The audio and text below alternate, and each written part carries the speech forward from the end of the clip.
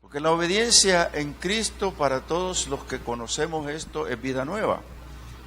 De hecho, lo contrario a esto es que el hombre sin Cristo está en delitos y en pecados. Y no solo eso, sino que le dominan sus instintos, le dominan los deseos. Y no solo eso, vive con ellos. Entonces Cristo vino para deshacer las obras del diablo, para hacer un cambio sustancial en la vida de los hombres en pro de la familia sobre esta tierra.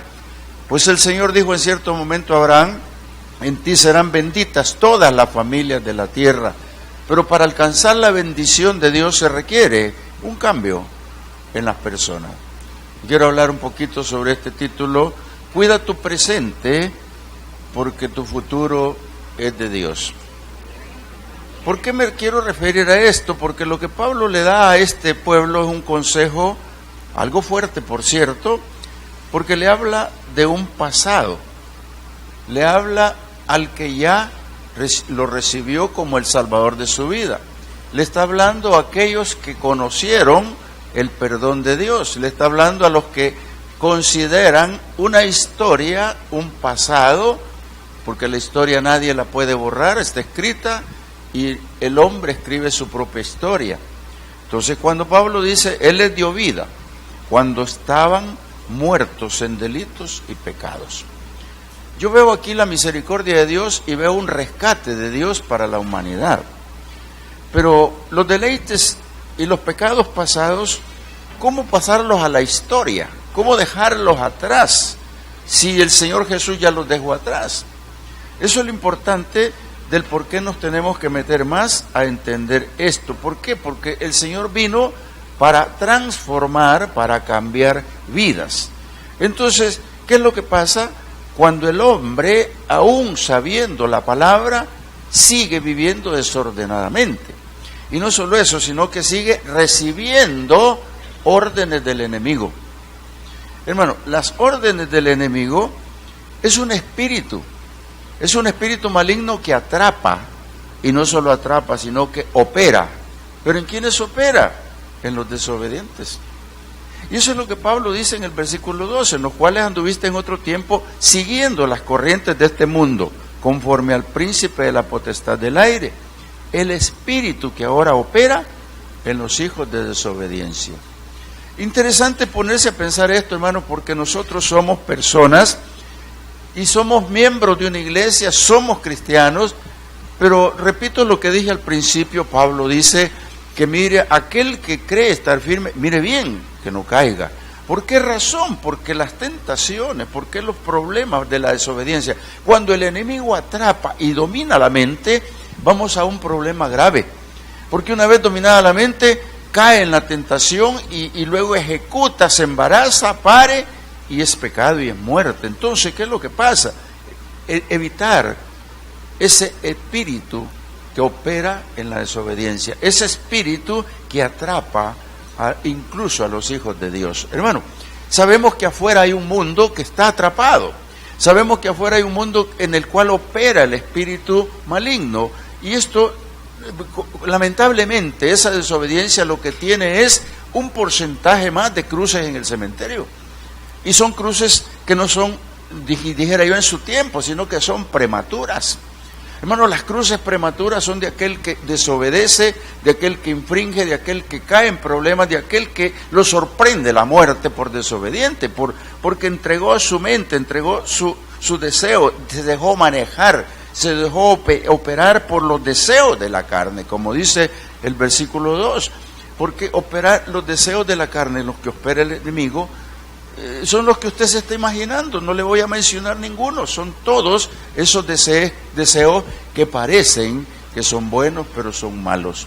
Entonces el consejo de Pablo es que nosotros nos cuidemos de la debilidad, que nos cuidemos en esa debilidad que el enemigo aprovecha al máximo, hermano. El enemigo aprovecha a saber cómo hace, ¿verdad? Para ver cuando aquel está débil. Cuando aquel está débil, hermano, si habláramos de por qué está débil, eso ya es otro tema. Pero bueno, que lo hablemos. ¿Qué vitamina le falta? ¿Qué es lo que no está haciendo? ¿En dónde está su problema? Cuando uno llega a consejería, ya adulto, porque los pastores también necesitamos consejería, y yo fui una vez a consejería con el presbítero general, Jeremías, y nos sentamos frente a frente, una eminencia conmigo, y lo primero que me preguntó después de oírme, me dijo, ¿cómo están sus ayunos? Yo tenía que responder. ¿Cómo está su oración? Yo tenía que responder. ¿Cómo está su lectura? Yo tenía que responder. Y me dejó enclavado en esas tres posiciones que son particularmente hablando de los creyentes. Porque creyente que no ayuna, creyente que no lee, creyente que no está en oración, hermano, está fuera de la línea, está en la debilidad, está para que lo aproveche el enemigo. Entonces esto es bien importante que lo veamos, porque dice aquí en el versículo 2, lo leo de nuevo, dice, el príncipe de la potestad del aire, el espíritu que ahora opera en los hijos de desobediencia, entre los cuales también todos nosotros vivimos en otro tiempo, en los deseos de nuestra carne, haciendo la voluntad del cuerpo, la carne, y de los pensamientos. Entonces, éramos por naturaleza, dice, hijos de ira. Oiga, hermano, cuando el enemigo te domina el pensamiento, cuando el enemigo te gira órdenes y cuando tú la obedeces, lo que ha hecho es doblar tu voluntad. Esa voluntad que nosotros como personas decimos que la manejamos. Hermano, yo creo y estoy casi convencido que si yo quiero dominar mi voluntad no voy a poder. No voy a poder porque en el entorno mío hay muchos problemas. Hay muchas cosas a las cuales puedo ceder. Entonces, si yo doblego mi voluntad a Dios, lo más seguro es que Dios me va a apoyar. Y es aquí donde entra el papel del Espíritu Santo en los creyentes, porque el Espíritu Santo gime por nosotros, el Espíritu Santo nos ayuda a orar, el Espíritu Santo nos ayuda a entrar en el detalle perfecto de la comunicación con Dios. Entonces, lo que hago es fortalecerme. Pero si yo me quedo en el otro extremo, es peligroso que mi voluntad sea dominada y el pensamiento también, y el enemigo lo aprovecha. Entonces, hermano, por eso de repente aparece alguien que dice, es que cayó de la gracia, es que está caído. Hermano, a mí me sorprende y no quisiera ver eso. Bueno, uno nunca sabe, ¿verdad? Pero ocurre. A veces evangelizando algunas personas, no, mire, siervo, me dice, lo que pasa es que yo soy caído. Y le digo, pero si Dios quiere levantarlo, quiere restaurarlo. No, me dice, ya conmigo no se puede. Entonces, me voy a esta palabra donde dice, le dobló el pensamiento el enemigo, le ganó la voluntad, como podríamos decirlo de otra manera. Y eso, hermanos, es lo que tenemos que cuidar como iglesia. Es lo que tenemos que cuidar nosotros de nosotros mismos, que nadie que no sea Dios no nos doble la voluntad. ¿Sabe? Dice aquí la palabra, dice que estábamos nosotros en el problema, dice, y éramos por naturaleza hijos de ira. Lo mismo que los demás. ¿Sabe lo que es esto? Hijos de ira. No es que yo sea iracundo, sino que es la ira de Dios. Y sabe usted que la ira de Dios está sobre la desobediencia. Y la ira de Dios yo le llamo ira sobre ira. ¿Por qué? Porque le dio a Jesucristo, le dio el juicio. A Él le dio la potestad, la autoridad. Entonces, si Cristo vino a esta tierra para hacer propiciación por el hombre, vale decir, aplacar la ira de Dios, y yo desobedezco los reglamentos y desobedezco al Señor, entro en el problema de ira sobre ira.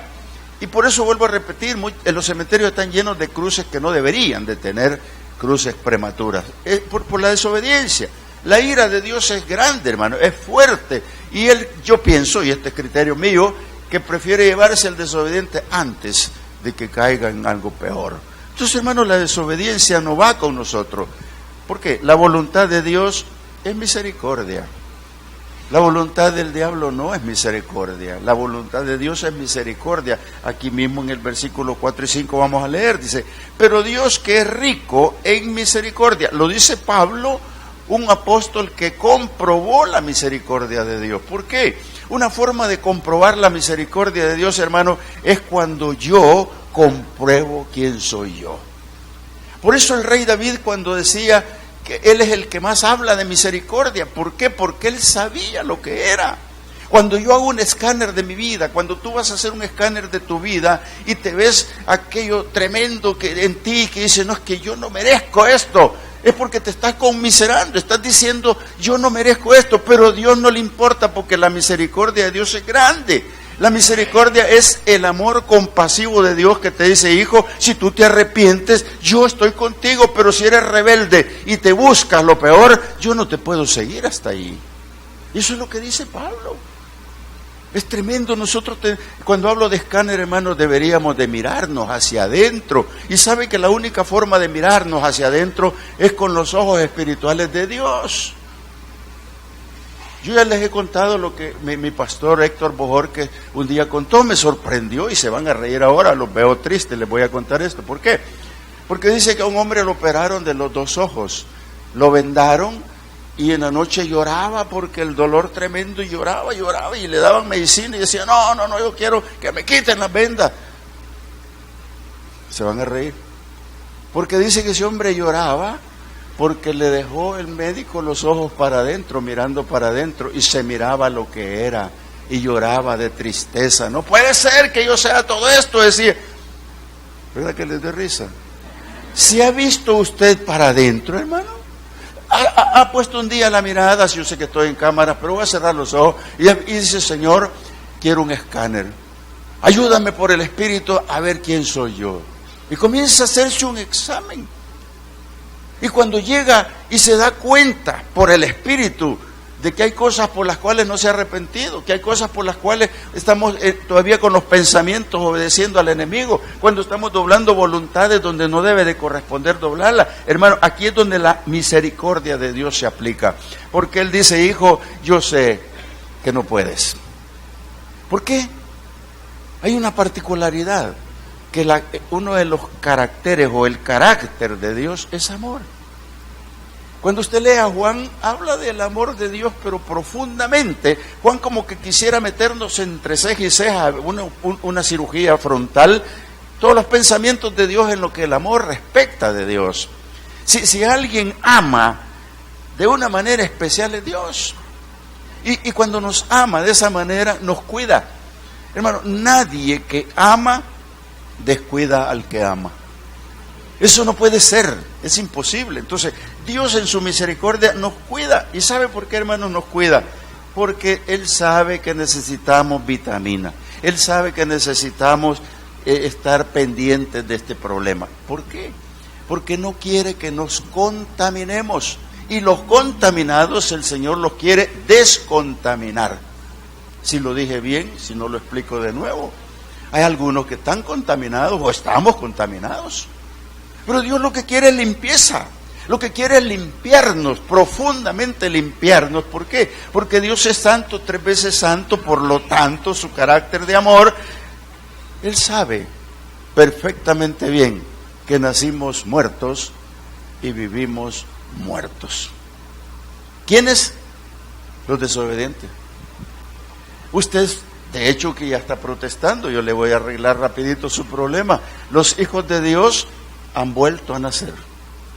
Los hijos de Dios son nueva criatura. Pero el que no tiene a Cristo nació muerto y sigue muerto. ¿Por qué?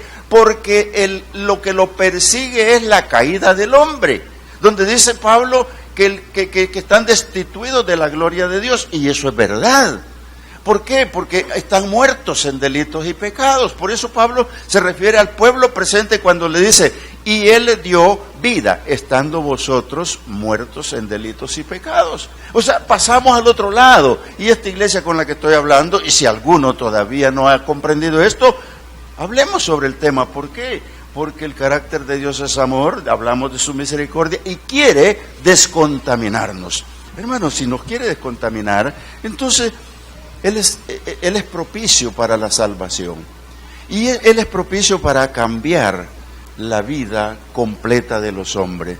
Y no solo de los hombres que estamos aquí, sino del mundo entero. El término general humano.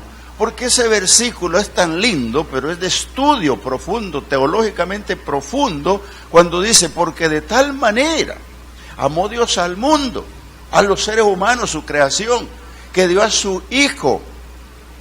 Mire, es su único Hijo, para que todo aquel que en Él crea no se pierda y tenga vida eterna. ¿Qué es lo que está diciendo el Señor? Está ofreciendo vida sobre vida, Vale decir, usted vive ahora, pero usted vive mañana.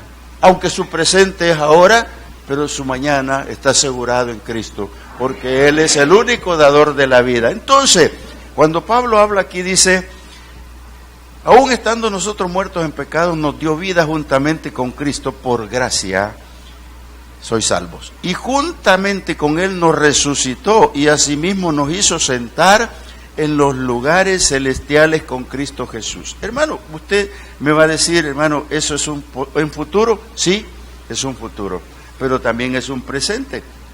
Porque si Cristo resucitó, para usted es un presente, pero que usted va a resucitar es un futuro. Y que se va a sentar en lugares celestiales también es un futuro.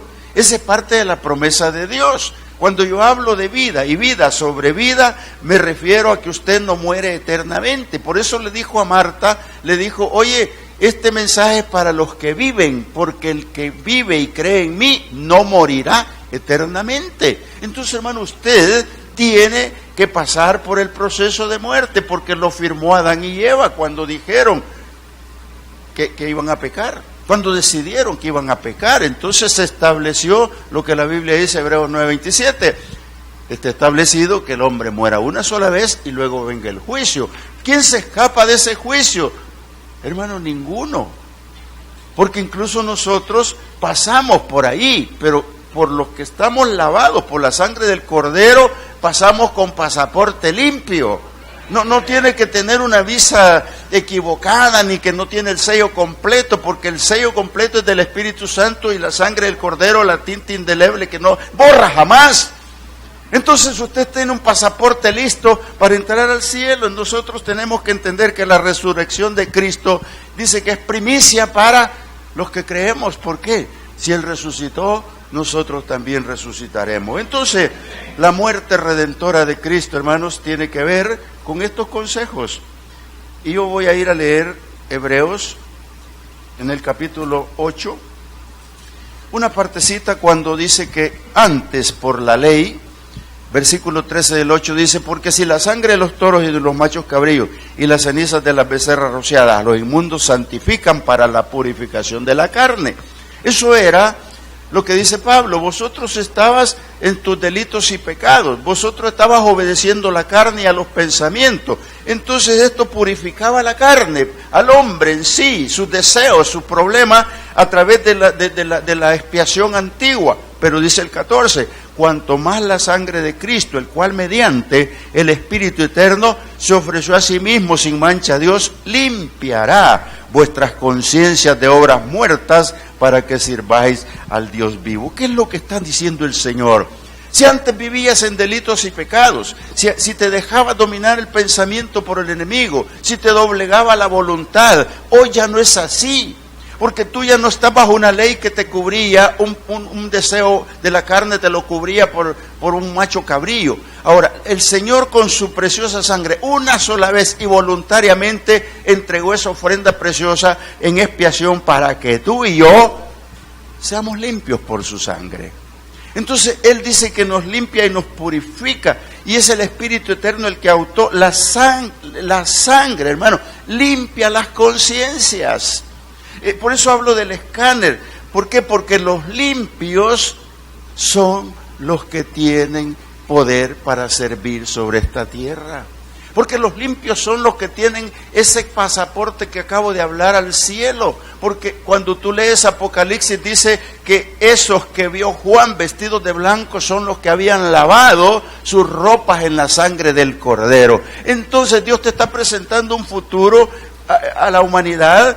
¿Por qué? Porque Él es dueño de todos los tiempos.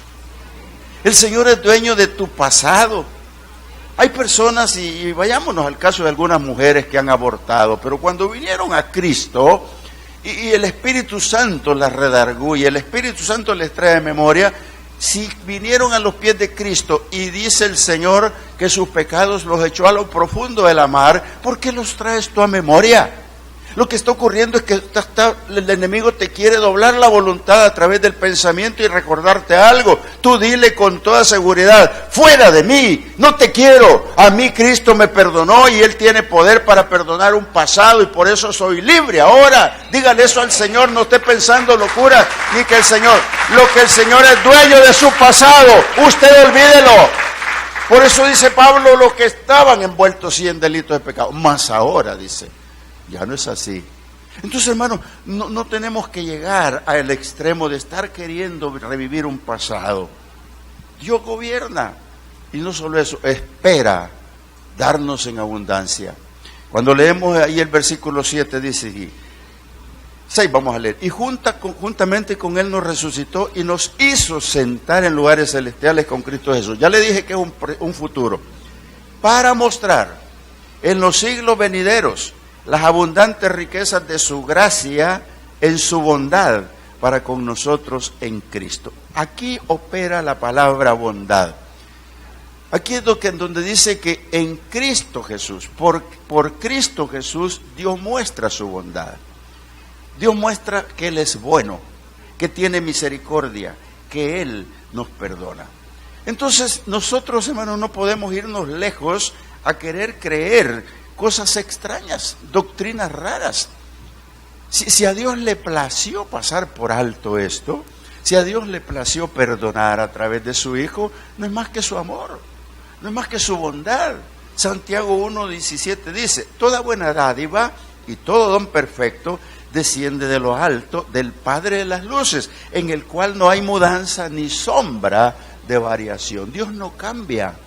Dios jamás va a cambiar su pensamiento. He creído yo que la única forma de que Dios cambie su pensamiento es cuando hay un pecador arrepentido. Porque estaba bajo el juicio de Dios, pero de repente cambió y se arrepiente. Entonces Dios cambia su pensamiento y dice: te perdono. Y qué lindo es que te sientas perdonado por Dios. Por eso Santiago dice que toda buena dádiva viene de arriba, es un don perfecto de Dios. Y dice el 18, Él, de su voluntad, nos hizo nacer por la palabra de verdad, para que seamos primicias de sus criaturas. Oiga, Santiago lo dice más claro que el agua. Si no hay mudanza en Dios, si no hay variación en Dios, y por la palabra nos hace renacer o nacer, hermanos, ese es un futuro perfecto para el que cree en Dios, para aquel que lee la palabra, para aquel que la oye, para aquel que se congrega, para aquel que está constante con Dios. Esa palabra le mantiene firme en sus debilidades, hermanos. Y no solo eso, cuando vienen los problemas graves, situaciones difíciles, usted tiene donde tomar un asidero, usted tiene donde agarrarse, porque Dios es bueno. Porque Dios es bueno y para siempre es su misericordia. Por eso, cuando hemos nacido, hermanos, o estamos en el proceso del nuevo nacimiento regenerativo, hay sustancias en nuestra vida que otros pueden disfrutar, como por ejemplo los cambios radicales de la ira, los cambios radicales de golpear a alguien, de los maltratos, y pues muchas cosas más que podría mencionar, que se empiezan a notar cuando opera el Espíritu Santo de Dios en los hombres. La gracia de Dios viene por Jesucristo. Por eso dije al principio de este sermón que iba a hablar de Dios, de su Hijo Jesucristo, el hombre, el pecado y la desobediencia. Entonces yo estoy llegando a ver lo que es la gracia de Dios. Y dice aquí el versículo, volviendo a Efesios 2, el versículo siguiente dice: porque por gracia sois salvos por medio de la fe, y esto no es de ustedes, pues es un don de Dios.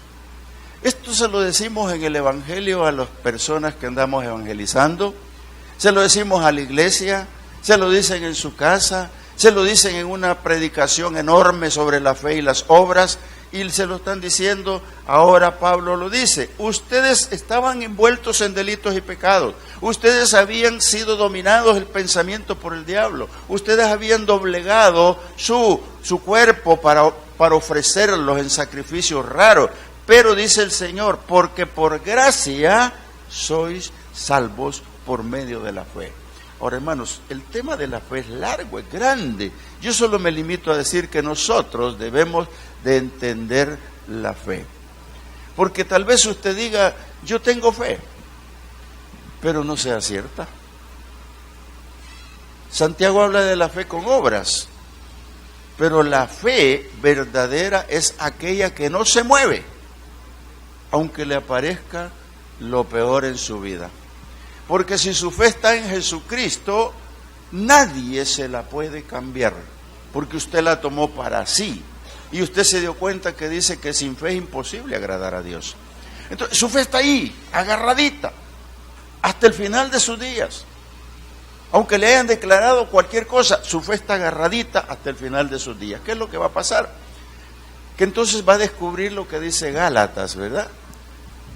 Que la carne es otra cosa, pero el espíritu es otro. Y ahí aparece el fruto del espíritu, y entre ellos está la fe. Entonces, si aparece la fe entre el fruto del espíritu, no es otra cosa más que el don de Dios. Por eso dice el apóstol Santiago que no pidamos dudando. Porque nosotros, hermanos, no podemos pedir dudando, tenemos que pedir seguros que a quien le pedimos puede. Entonces, esa es fe positiva, esa es fe aquilatada en oro, esa es fe grande, es una fe que no la mueve nadie. Por eso yo te digo esta noche que Dios tiene trazado un camino y que muchas veces no lo podemos ver o lo extraviamos por ignorancia o nos extraviamos en el mismo camino sin darnos cuenta que el camino de Dios es perfecto. Porque si nos sacó de delitos y pecados, porque si nos trajo a una vida nueva, en promesa de cielo nuevo, si nos trajo a una vida en abundancia, si nos trajo en la promesa de lo que nos ofrece en todo el camino. Mire lo que dice el versículo 10. Porque somos hechura suya, creados en Cristo Jesús para buenas obras. Entonces la iglesia, hermanos, ¿por qué no comprende que estamos creados para buenas obras? Si nosotros nos amamos los unos a los otros, es una buena obra, a Dios le agrada. Y si nos amamos los unos a los otros, estamos en el camino de Dios. Y si nos amamos los unos a los otros, entonces creemos realmente que somos creados por Dios y que estamos creados en Cristo Jesús para buenas obras. Entonces, la faena del Señor Jesús sobre esta tierra y su palabra es que entendamos que estamos hechos a semejanza de Dios para hacer buenas obras. Eso es lo que Dios quiere. Y mire lo que dice, obras, dice, las cuales Dios preparó de antemano para que anduviéramos en ellas. Entonces, el deseo de Dios es que andemos en sus caminos, que hagamos las buenas obras y que sea una iglesia que cambie y que trabaje para servirle. Si tú quieres ponerte en pie conmigo, hazlo y decirte estas tres cositas de conclusión. Vive, amado hermano, hermana, vive tu presente con el Señor. Vive esta vida en presencia de Dios. No te confundas, no traces otro camino. Vive en presencia de Dios. Porque eso implica que tu vida se transforma en un futuro en el cielo. Definitivamente se transforma en un futuro en el cielo. Una cosa simple y sencilla. Dios conoce tu entrar y tu salir. Dios sabe perfectamente bien que tú y yo estamos en un proceso y que la misericordia de Dios está implícita en nosotros. ¿Por qué? Porque bueno es Dios y para siempre su misericordia.